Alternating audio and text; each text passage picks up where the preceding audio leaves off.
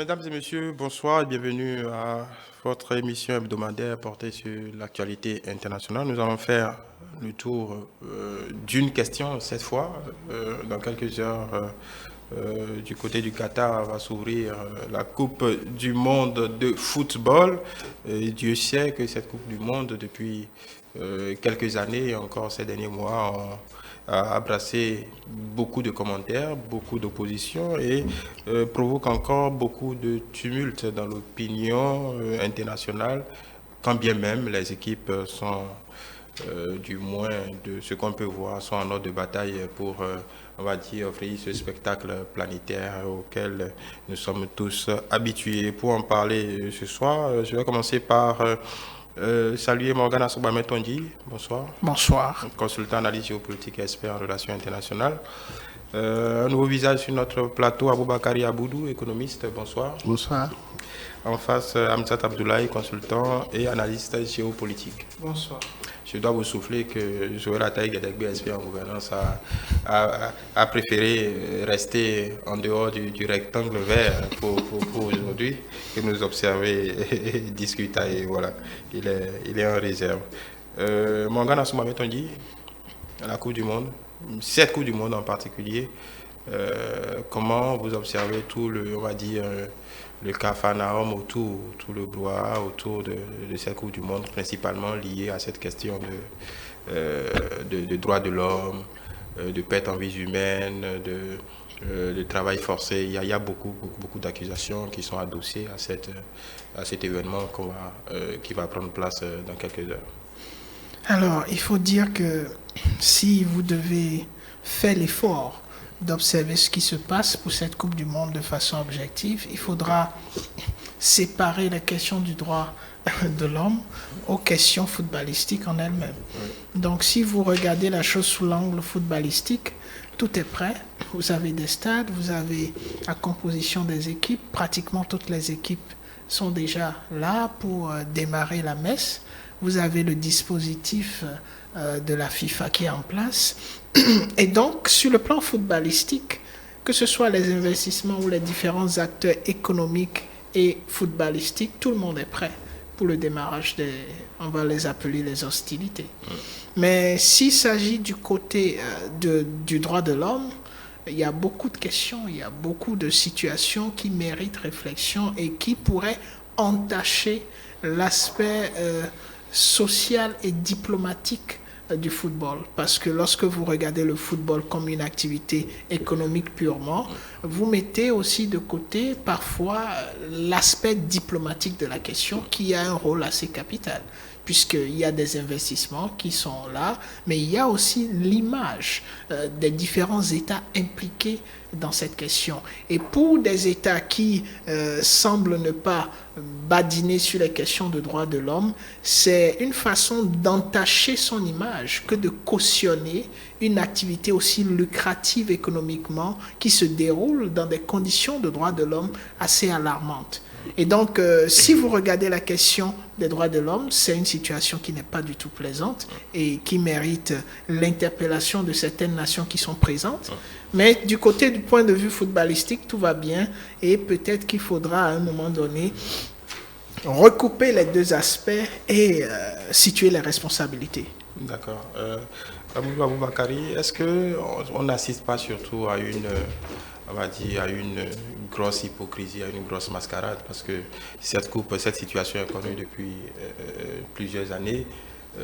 Tout est du coup dans ces derniers mois, en tout cas ces 2 derniers mois précédents, l'ouverture de cette Coupe du Monde, c'est un peu comme si tout le monde se réveillait, tout le monde découvrait qu'il y avait des travailleurs pakistanais, indiens, ouzbeks qui sont morts, africains qui sont morts en construisant des stades.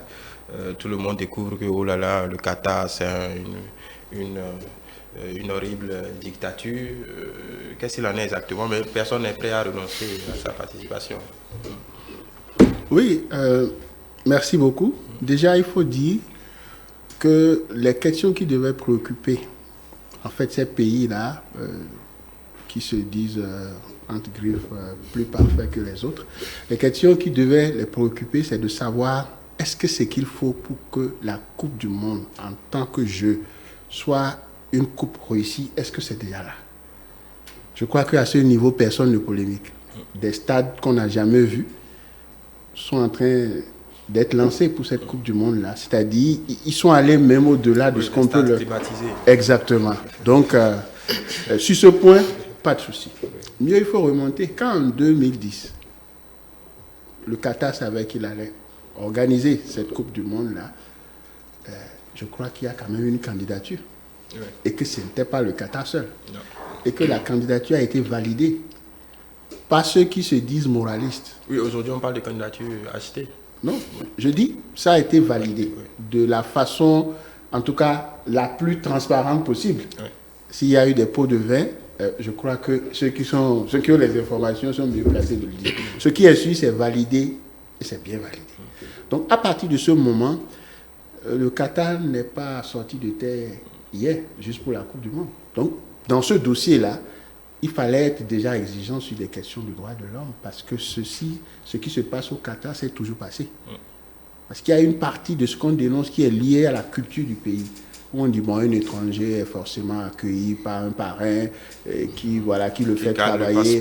C'est la culture du pays. Donc, il faut voir que ça ne date pas d'aujourd'hui. Les gens avaient l'habitude d'accueillir les étrangers comme ça pour que quelqu'un réponde de lui. C'est propre à leur culture. Maintenant, que ces gens travaillent dans des conditions et qu'on stigmatise, on dit c'est des étrangers. Donc ce n'est pas des travailleurs qatarites, c'est des étrangers qui sont exploités. Ces étrangers ont un pays, ils ont quitté leur pays pour venir chercher, comme on le dit, en griffe le bonheur. Si les gens pensaient que le Qatar, ou bien ils pensaient qu'en 10 ans, ou bien pour les beaux yeux de ces pays moralisateurs, en 10 ans, le Qatar va changer complètement et devenir un pays qui répond aux normes occidentales, je crois que ce que vous venez de dire tout à l'heure, ça s'entend bien, c'est de l'hypocrisie et c'est souvent cette relation de donneur de leçons que certaines nations s'érigent qui scandalise et choque. Ceci étant, je ne dis pas que tout est parfait et que ce qui se fait devait se faire.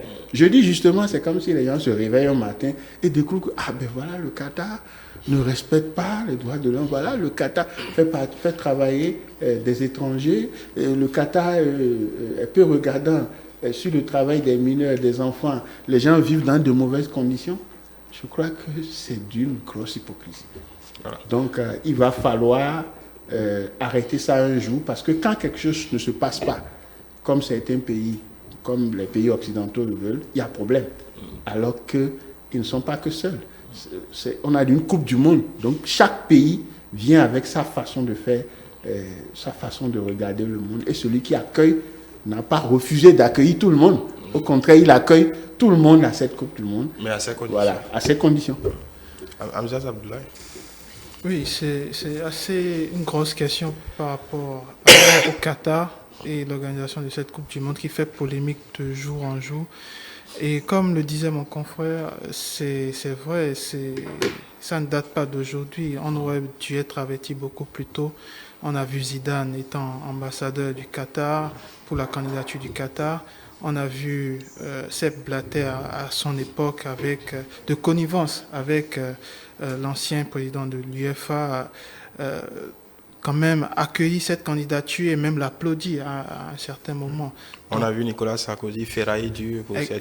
Exactement. On a vu aussi l'implication directe des politiques français en son temps, de Platini, donc, qui était l'ex-président que je citais tout à l'heure de l'UEFA. Donc, c'est quand même comique. Il faut en rire, que ce soit aujourd'hui qu'on se plaigne. Mais ce n'est pas une raison pour ne pas dire que le Qatar accueille quand même une Coupe du Monde pas comme les autres. Déjà, sur le plan écologique, c'est une catastrophe, c'est un drame. Bon, on était habitué à recueillir la Coupe du Monde en vacances. Là, on est en plein janvier. Ça a chamboulé tout le programme sportif mondial. Et le drame climatique que j'évoque tout à l'heure, c'est par rapport, bien entendu, à l'entretien de ces stades-là qui sont climatisés en plein mois de janvier. C'est quand même inquiétant pour l'avenir. On est un peu dans un cycle où on se dit qu'il faut économiser les dépenses énergétiques, il faut quand même être un peu regardant vis-à-vis du changement climatique. Oui, mais dans le même temps, sans vouloir vous arrêter, ils disent avoir mis un dispositif en tout cas pour compenser cette déperdition d'énergie. Il y a par exemple un stade entièrement recyclable, fait en conteneur, qui sera immédiatement dépiécé à la fin et servira. Je pense que beaucoup de pays devraient accueillir ces parties-là. Après, voilà, les entreprises, comme on parlait d'hypocrisie, la plupart des entreprises qui ont construit ces stades sont avant tout françaises, américaines, et qui ont... Voilà, mais il n'en demeure pas moins qu'un stade climatisé, c'est la première fois qu'on Oui, le voit. il n'y a pas que l'aspect du stade climatisé que je cite. Quand je parle du drame écologique, c'est lié à l'ensemble je vais dire à la totalité de cette organisation de la Coupe du Monde au Qatar. On sait que le Qatar, c'est un pays très chaud qui va rapidement dans les 40 degrés très facilement. Donc, vous parlez du conditionnement de ces joueurs, de ces visiteurs, de ces supporters qui seront logés H24 dans le pays durant près d'un mois. Et imaginez, ça a un coût écologique, ça a un coût climatique. Et c'est de ça, moi, je parle. Je ne parle pas de la possibilité de recycler. Je pense que c'est des arguments qui ne font pas le poids par rapport au drame climatique. Mais ça, c'est une chose. L'autre chose aussi, il faut aussi le dire, et ça, mon confrère Assogba Metondi l'a souligné, il s'agit aussi d'une sorte de bataille entre le pouvoir financier, les avantages financiers, les avantages économiques en organisant cette Coupe du Monde. Et de côté, le volet sportif. Très longtemps, on se disait, le sportif est plus ou moins indépendant, la FIFA est plus ou moins indépendante par rapport aux finances, par rapport à l'économie, mais la frontière s'est amincie avec le temps. Et face à cela, il s'agit de protéger aussi les enjeux économiques qu'il y a autour de ce festival planétaire qui fait entrer beaucoup d'argent. Et face à l'entrée de beaucoup d'argent, il faut peut-être fermer les yeux sportifs aussi. Donc, oui, on est en plein aussi dans cette hypocrisie qui fait en sorte que face à l'argent, face au pouvoir de l'argent, eh bien, le sportif est obligé de se taire, voire même de faire taire ses potentialités ou ses avantages sportifs au détriment de l'argent. Et c'est dommageable, c'est bien dommage pour la jeunesse qui est derrière, qui veut quand même avoir une image de ce genre d'événement, qui n'est pas la meilleure représentation. Voilà, ce que vient de dire Hamzat Abdoulaye pourrait être quelque peu contradictoire, parce que quand on prend ces milliards de dollars générés, encore une fois, à la fin de cette Coupe du Monde, le Bénin, sans y participer, aura sa partie. Cette grosse cagnotte finance un peu partout sur la terre le football amateur, construit les stades synthétiques, construit les centres de formation, de perfectionnement, nourrit les sportifs de haut niveau. Vous n'allez pas demander à Messi de gagner moins. C'est un paradoxe, en effet. Normalement, est-ce un paradoxe ou c'est quelque chose de normal? Non, c'est pas normal.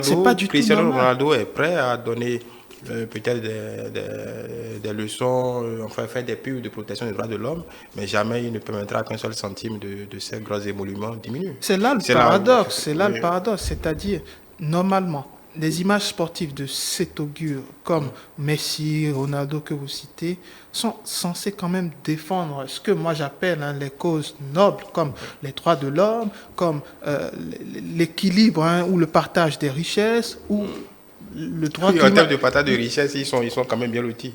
Ils sont peut-être bien lotis, mais c'est de leur rôle quand même de pouvoir jouer aux équilibres. Bon, aujourd'hui, nous sommes dans une dimension financière qui prime sur l'aspect sportif. C'est ce qui est clair et dommageable à la fois, d'où le paradoxe, parce que vous voyez ces mêmes figures qui font des publicités, je le vois pour UNICEF par exemple, et qui en même temps jouent cette Coupe du Monde et participent ou gagnent financièrement en participant aux publicités de Nike et consorts pour cette Coupe du Monde, ce qui est dommageable et dramatique. Voilà, Morgan Assogba Metondi, on ne vient pas découvrir que la Coupe du Monde est un événement, on va dire, à forte portée politique et géopolitique. On sait qu'il parlait du volet économique. On sait qu'après la transition entre Joao Havelange et puis Sepp Blatter, on va dire autour de la Coupe du Monde 94 aux États-Unis, on peut dire que c'est le marqueur on va dire, de la monétisation de cet événement. Donc,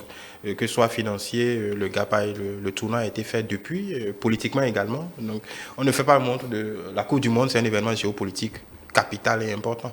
Très important, ce qui explique tout ce qui va dans même les négociations pour les candidatures.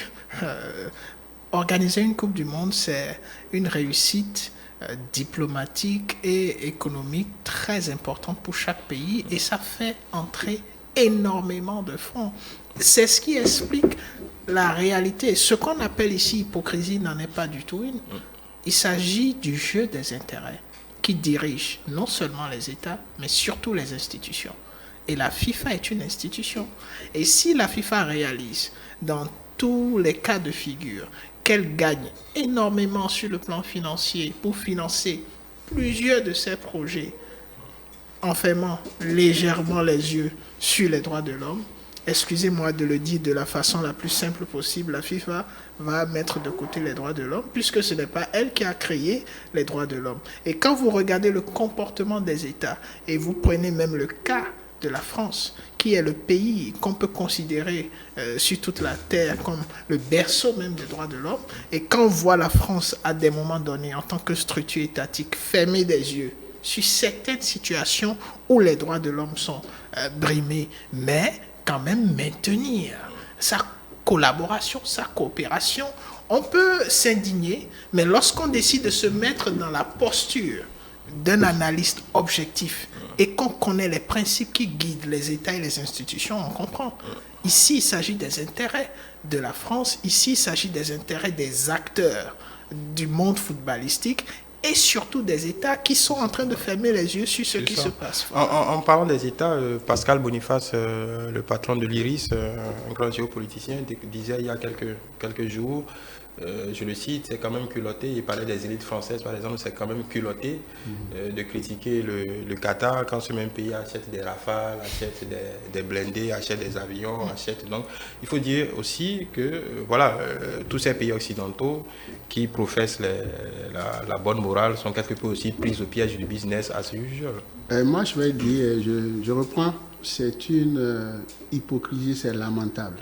Vous venez de parler des Rafales. En 2015, le Qatar avait déjà sa candidature validée. Quand la France vendait 25 Rafales au Qatar, je crois que si on suivait le discours de François Hollande à l'époque, le Qatar c'était un pays béni, avec toutes les qualités. Ce même François Hollande aujourd'hui, qui n'est pas président, il dit qu'il n'ira pas et qu'il conseille le président actuel de ne pas y aller. On est où? Vous voyez, c'est ça qui choque. On savait très bien, on a intérêt à vendre des armes, et c'est pour ça qu'on a vu des officiels au plus haut niveau de la France se mêler à cette candidature du Qatar. Mais quelle est l'équipe qui fait qu'aujourd'hui le championnat français est un peu respecté? C'est le PSG. Ça appartient à qui? C'est aux Qataris. Si on enlève le PSG du championnat français, il n'aura plus rien. Je pèse bien mes mots. C'est la seule équipe qui est capable, et à la Champions League, chaque année on le voit, qui est capable d'affronter les autres équipes des championnats. Et on ferme les yeux là-dessus, on se dit, bon... Même Auxerre, Reims, puis Lens, je dis, oui. Même Marseille a pu passer le premier tour. Il faut voir les niveaux et les joueurs qui sont là. Sans l'argent des Qataris, il n'y aurait pas un PSG où le football français rayonnant. C'est cet argent qui a permis de garder Mbappé. Si ce n'est pas cet argent, Mbappé serait allé au Real de Madrid. Et pour garder Mbappé... Pratiquement $1 milliard. Simplement Mbappé, on a vu des officiels au plus haut niveau de la France se mêler à ça. Comme vous le dites, le football aujourd'hui dépasse la dimension d'un simple jeu. Et c'est hautement stratégique et politique. Il y a des alliances qui se font, il y a des intérêts qui se font et qui se défont en dessous des tables. Et c'est pour ça que je dis que c'est lamentable. Quand on voit la même personne à deux périodes différentes apprécier le même pays différemment. Les gens sont allés jusqu'à... Et c'est là que je trouve que c'est quand même vicieux. On va jusqu'à voir, pour la sécurité de l'équipe de France. Oui. Donc là, ils doivent rester. On va jusqu'à voir les sociétés privées qui sont chargées de cette sécurité-là. Où est-ce que les agents dorment, dans quelles conditions ils dorment. Et on a mis tout ça, vous voyez, dans ces détails, on a mis tout ça pour dire, il va falloir changer ces gars-là parce qu'ils dorment dans des endroits insalubres et que par conséquent, il va falloir voir une grille de l'OIT pour évaluer si les conditions... Mais écoutez, on est où? Tout ça pour ça. Alors que c'est ce pays-là, et c'est surtout le cas de la France qui me choque, qui a supporté de façon ouverte à tous les niveaux, que ce soit les professionnels, que ce soit même Platini dont on a parlé, c'est qui? C'est un Français. Donc, et on dit, bon, les gens dorment dans des endroits insalubres et que par conséquent, on n'avait pas vérifié tout ça avant de leur donner le contrat. Mais c'est ça qui choque. C'est-à-dire, on a l'impression qu'on cherche tout, on fait tout pour jeter de l'opprobre, parce que certainement, et ça, c'est des non-dits, parce que certainement, on fait du chantage pour obtenir d'autres choses. Sur le plan économique, on sait que l'Europe aujourd'hui, ces pays qui se disent moralistes sont en pleine récession, et que la guerre en Russie les fragilise. Il faut élargir les horizons pour avoir d'autres nouveaux contrats. Et donc, le Qatar est bien le Qatar est bien placé parce qu'il y a de l'argent. Pour donner du gaz. Et voilà, et donc on déchiquette l'image. Mais ce que je veux dire, l'image qu'un pays donne, ou bien l'image qu'un pays donne, c'est l'image que les autres apprécient. Ce n'est pas forcément son image. Quand on va en France, on va regarder dans quelles conditions certaines personnes... On va faire du French bashing. Oui, certaines personnes dans des corporations travaillent. Et on se demanderait si on est en France. Vous parlez de vos frères. Oui, exactement. Donc, on ne vient pas. Avant de revenir à ça, une question aux géopoliticiens. Pour le Qatar, on peut dire que c'est un coup de... C'est un exemple réussi de soft power, disons, intégral. C'est-à-dire que déjà, à l'attribution de cette Coupe du Monde, on est à la barbe des pays plus puissants, parce qu'on dit le Qatar, c'est 200 000, 300 000 personnes. On est à la barbe de l'Arabie Saoudite, des Émirats Arabes Unis, de l'Égypte, du Maroc. En tout cas, c'est le premier pays arabe à avoir pris ça. Ça avait créé des crispations en temps, des hostilités. Aujourd'hui, je pense que tout ça s'est aplani. Quel est le gain géopolitique de cette... qui serait qu'on peut adosser à cette Coupe du Monde? On en est, il y a encore un mois à passer, on fera le bilan à la fin. Mais très concrètement, quand on considère le bassin, le bassin autour de ce pays, comment vous voyez on va dire, ce positionnement-là? Déjà, je commence par vous rassurer qu'on ne peut pas seulement le dire, mais on peut le confirmer que c'est une réussite géopolitique de très haut niveau. Premier résultat, le Qatar sera au centre du monde pendant tout un mois. Et donc, c'est le mois où, si vous ne connaissiez pas le Qatar, vous allez devoir connaître le Qatar. Il n'y a rien à faire. Il y aura plusieurs hommes d'affaires qui sont intéressés, pas seulement par le football, mais surtout par les affaires, qui vont devoir se déplacer au Qatar. Et donc, il y aura des possibilités de développement, de partenariat entre les businessmen qataris et des businessmen du monde entier. Et en dehors de cela, le Qatar va, pendant ces un mois, s'il le négocie très bien, devenir le centre économique de toute la zone. C'est-à-dire ces pays voisins-là vont devoir donner une place de choix sur l'aspect économique au Qatar et sur aussi l'aspect diplomatique. Parce que le fait que le Qatar organise cette Coupe du Monde, malgré tout ce qu'on peut lui reprocher sur un certain nombre de plans, va obliger certains États à traiter dans une différence dynamique avec le Qatar. Et donc c'est une réussite impressionnante, malgré tout ce qu'on peut dire. Maintenant, c'est comment est-ce que le Qatar fera plus tard pour maintenir cette réussite. Est-ce que après la Coupe du Monde, le Qatar aura tellement bien négocié ces un mois que certains partenaires assez puissants vont vouloir continuer les négociations avec le Qatar, ou on aura des incidents tout au long de cette Coupe du Monde qui feront que juste après l'organisation, mais ces potentiels partenaires vont décider de tourner le dos au Qatar.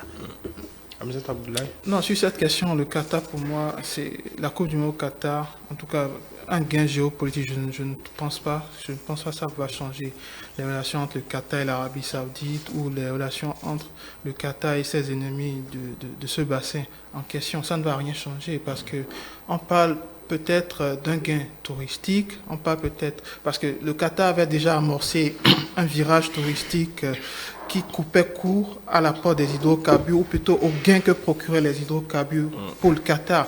Donc, vu qu'ils étaient, en tout cas, vu que la production des hydrocarbures était réduite, était de plus en plus réduite, eh bien, ils ont anticipé en changeant la dynamique économique pour se concentrer uniquement sur le volet touristique. Donc, on est en plein dedans. Ça va durer un mois.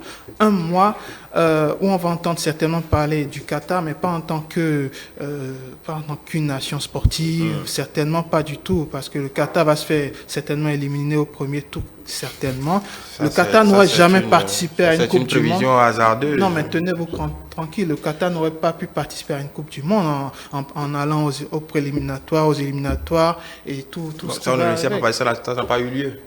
Mais on ne le sait pas. On peut jauger cela en se référant au passé. Donc, l'autre chose, c'est quand je vois l'Allemagne nazie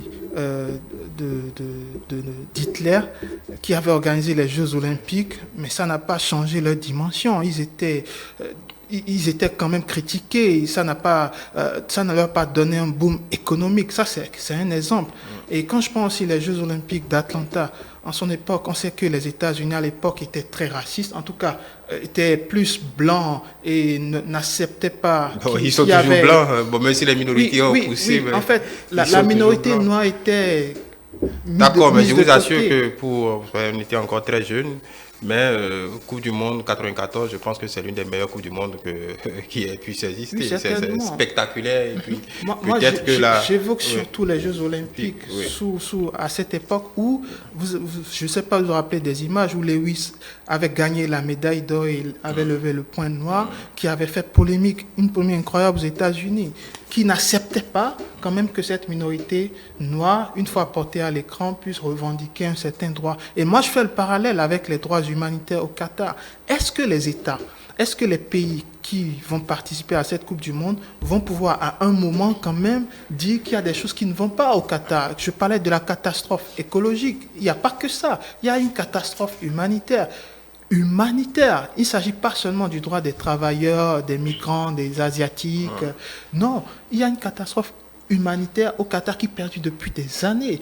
On vend peut-être une dimension touristique, on vend un Qatar qui est très riche. D'ailleurs, je me réfère à une phrase très célèbre en France qui dit à Paris, un arabe reste un arabe, mais un arabe riche, ça devient un Qatari. Donc ça dénote aussi un peu le traitement qui est un peu clivant au Qatar et même par rapport au regard des Occidentaux vis-à-vis du Qatar qui serait très riche, mais qui derrière on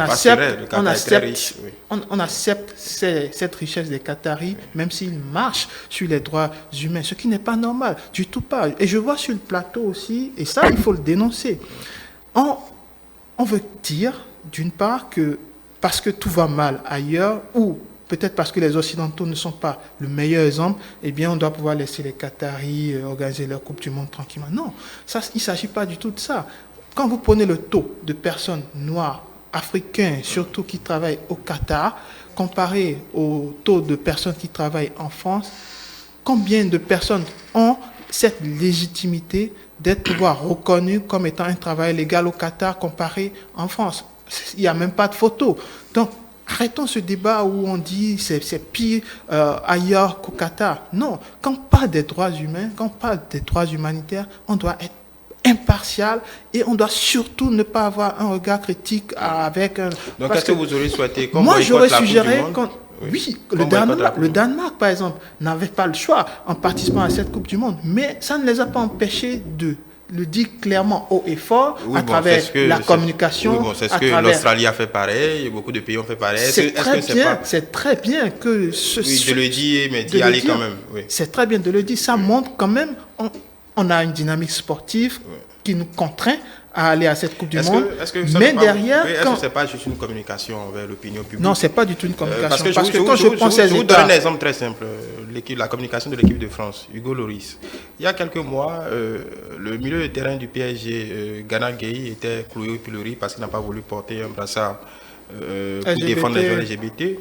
Quand on a posé la même question à Hugo Lloris, et c'est la communication de l'équipe de France et de la Fédération française de football, il y a beaucoup de fédérations aussi qui sont allées dans cette même dynamique. Qu'est-ce qu'ils ont dit? Ah non, nous on va au Qatar, il faut respecter le droit des Qataris, on passe à autre chose. Donc, donc après, la communication que les équipes nationales ont, est-ce que ce n'est pas une communication taillée sur mesure pour dire aux populations, mais écoutez, nous tenons compte de ces problématiques-là, nous protestons, il y a des équipes qui ont inventé des choses, on vend des maillots, donnés aux joueurs, ainsi de suite. Écoutez, c'est deux choses qui ne sont pas comparables.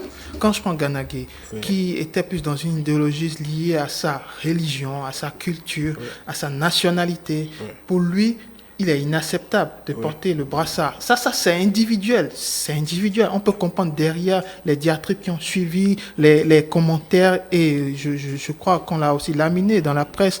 Les valeurs sont à géométrie variable, c'est ça? Je n'ai pas dit cela, mais je dis cette fois-ci, Hugo Lloris n'a pas dit qu'il ne portera pas pour les mêmes raisons, pour des raisons religieuses. Il dit qu'il n'en parlera même pas, parce que c'est la culture du pays. Non, pas la culture du pays, mais parce que la fédération... Il a dit exactement ça. La fédération est sous quelle coupole? Sous la coupole de la FIFA. Qui organise la Coupe du Monde?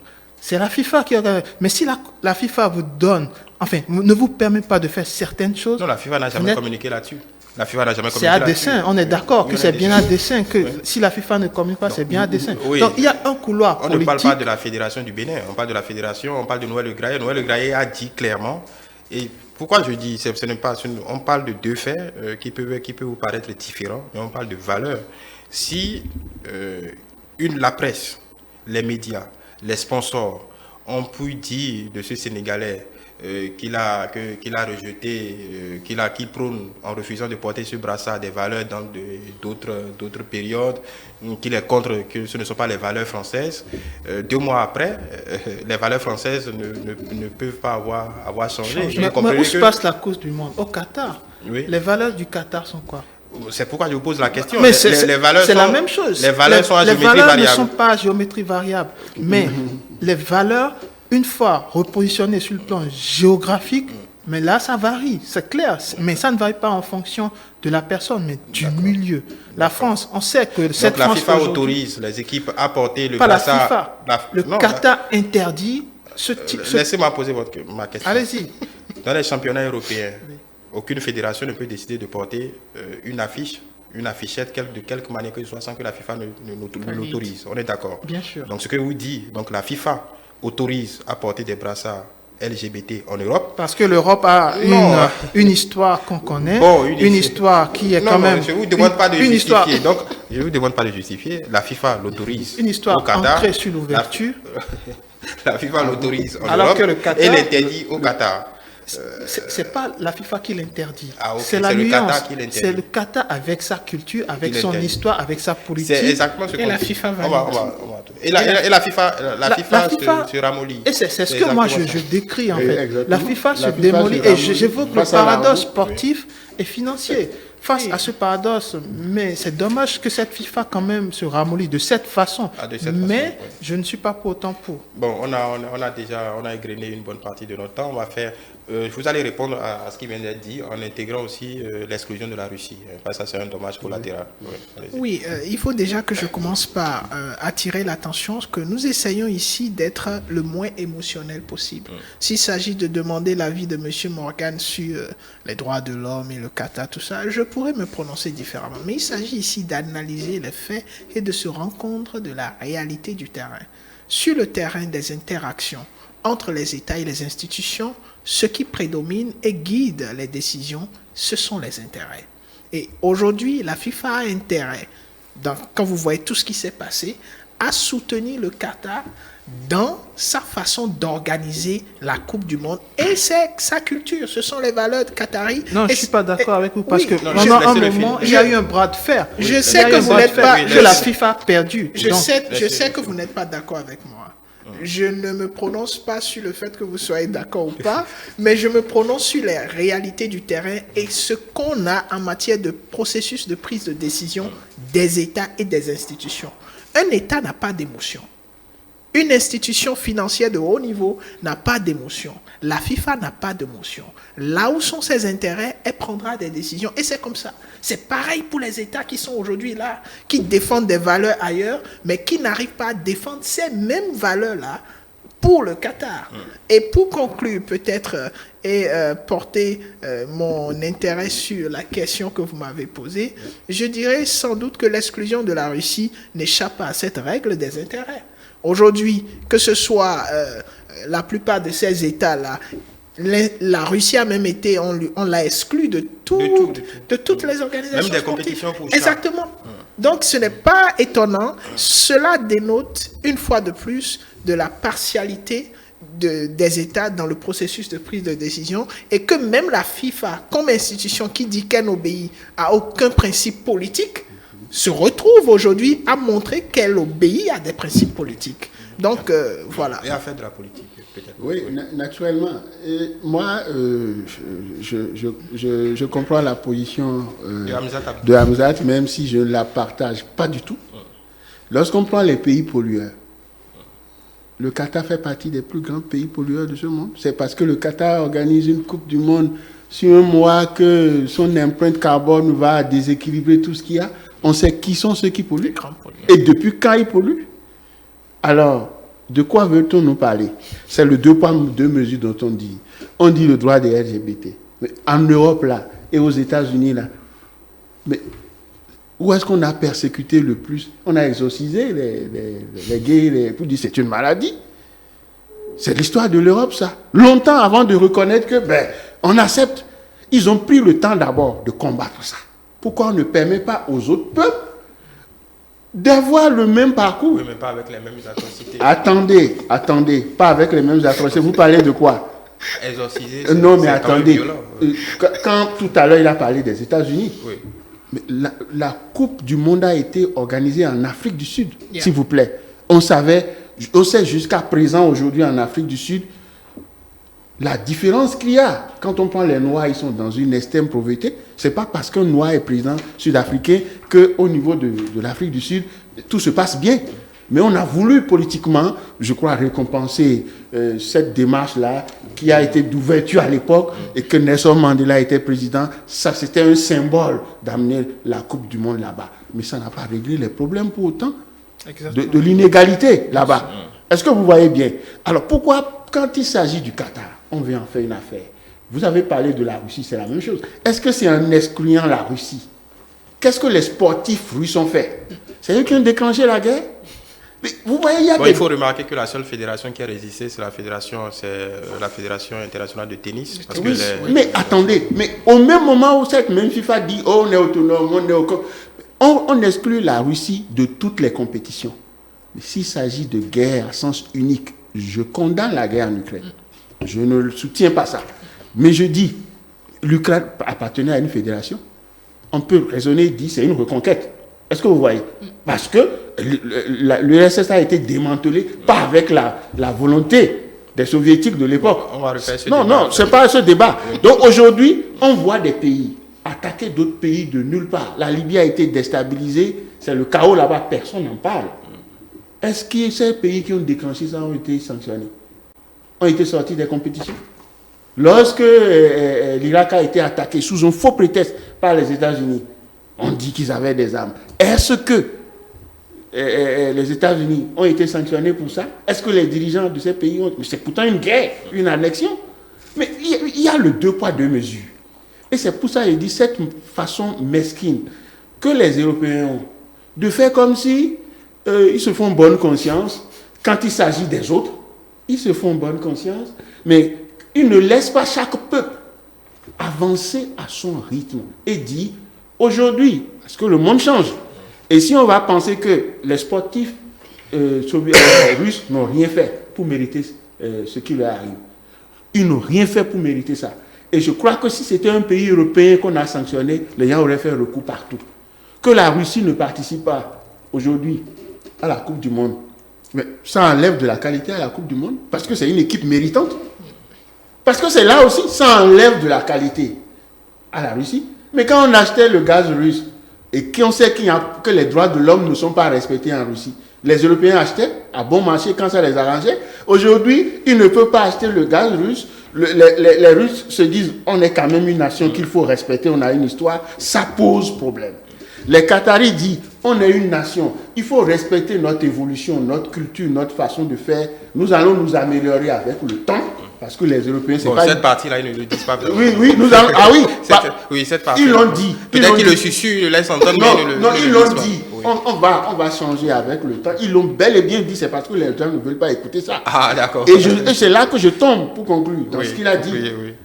Les 1 mois, beaucoup de choses vont se faire au Qatar. Un pays qui a moins de 500 000 habitants, beaucoup de richesses, qui veut se tourner vers le tourisme. Des contrats sont en jeu. Et vous allez entendre après ça que ceux qui disent que les droits de l'homme ne sont pas respectés, ils vont prendre les plus gros contrats parce que les jeux se font derrière. Et comme ils ne se font aucun cadeau, vous savez très bien. Les États-Unis sont passés derrière la France pour aller prendre un contrat de sous-marin. Oui. La France a pleurniché un peu, c'est passé. Peut-être qu'il y aura des compensations. Parce que le plan international, c'est des intérêts. Quand on dit les Qataris, ça ne nous arrange pas d'aller jouer une Coupe du Monde là, mais leur argent nous arrange pour payer les Messi, les Neymar, pour qu'on ait du beau football en France. Mais certains maires se lèvent et disent, bon, comme c'est une Coupe du Monde au Qatar, on ne va même pas diffuser cette Coupe du Monde là dans les places publiques. C'est fait du mal à qui? La Coupe du Monde aura bel et bien lieu. Et les gens vont voir, excusez-moi, c'est une jalousie, c'est une jalousie. Ils vont voir que ces pays qui étaient des pays de nomades, d'analphabètes, aujourd'hui ont de l'argent. Les Européens qui vont voir de belles rues, des trucs qui n'existent pas en Europe. Et ils reviendront un peu retourner pour savoir qu'ils vont descendre de leur piédestal. En même temps, ce sont les entreprises qui les construisent. Naturellement, pourquoi ils ne peuvent pas faire autant chez eux? Il n'y a pas l'argent pour ça. Donc, ils vont revenir chez eux voir, mais enfin, quand on est chez nous dans notre tour d'ivoire, on apprécie le monde de façon pire encore. Et on est revenu chez nous. Je pense que vous n'êtes pas loin de prendre un passeport qatari. On va en reparler. Hamza, une seconde. La Russie, une seconde. Vraiment une seconde. Je vais chronométrer. Allez-y. L'exclusion de la Russie est incompréhensible sur le plan sportif. Clairement, c'est incompréhensible. Et derrière, personne ne fait rien pour le dire haut et fort que ces sanctions des sportifs, voilà, ça n'a aucun sens, c'est complètement vide. Mais derrière aussi, il faut comprendre que la FIFA a les pieds et les mains liés. On a beau dire que la FIFA n'a pas de connotation politique, n'a pas de coloration idéologique, mais on a beau le dire, mais la FIFA est issue quand même d'une histoire que je vais dire occidentale, pro-occidentale. Donc c'est normal qu'il y ait cette prise de position, même au sein d'une institution que j'appelle multilatérale sportive. Mais moi, je ne veux pas cracher dans la soupe. Moi, je veux dire que cette Coupe du Monde n'est pas une Coupe du Monde normale. C'est la Coupe du Monde qui met en avant le mauvais côté du sportif. C'est la Coupe du Monde qui met en avant, du sport aussi, c'est la Coupe du Monde qui met aussi en avant l'argent face à l'humanité. Voilà. Et vous allez la suivre quand même. Il va la suivre quand même. Pour finir, c'est scandaleux que les gens sachent très bien que c'est au Qatar que cette Coupe du Monde va se jouer. Ils ont participé à toutes les étapes pour être qualifiés pour aller au Qatar. Pourquoi à ce moment ils ne pouvaient pas dire on n'y va pas? Les mêmes équipes. Les mêmes équipes. Mais attendez. De toute façon, j'espère que le front de l'attaque du Qatar, Neymar, Messi, Mbappé va échouer au Qatar. Oui, sur le front de l'attaque du Qatar. Okay, voilà. Ça, c'est un pronostic. Donc, ça prouve que vous allez suivre. Merci Hamza Abdoulaye, vous êtes consultant en analyse géopolitique. Aboubakari Aboudou, vous êtes économiste. Merci pour votre participation. Je pense que ce ne sera pas la première. Morgane Assobametonji, consultant en analyse géopolitique, expert en relations internationales. Bon, nous n'avons pas vraiment parlé football, mais plutôt rapport de force géopolitique. C'est toujours intéressant à apprendre. On se retrouve la semaine prochaine pour d'autres développements de l'actualité internationale et peut-être aurons-nous quelques résultats aussi à commenter.